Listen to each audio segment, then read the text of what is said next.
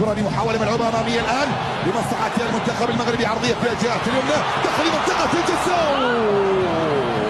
طالت على زكريا بوخلال، طالت على زكريا بوخلال اللاعب البديل. كرة مرتدة سريعة في المكسيك، يسقط ماركوس تورام في أرضية الملعب.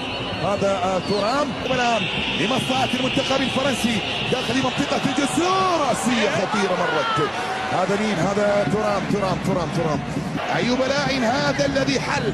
فوفانا يسدد في عز الدين ولا غيرك، عرضية داخل منطقة الجزاء وبعدت في التوقيت المناسب، ثم بعد ذلك صافرة لجريزمان. المغربي علو عسى كرة تحولت الآن مرتدة، يلا يا حمد الله، عبد الرزاق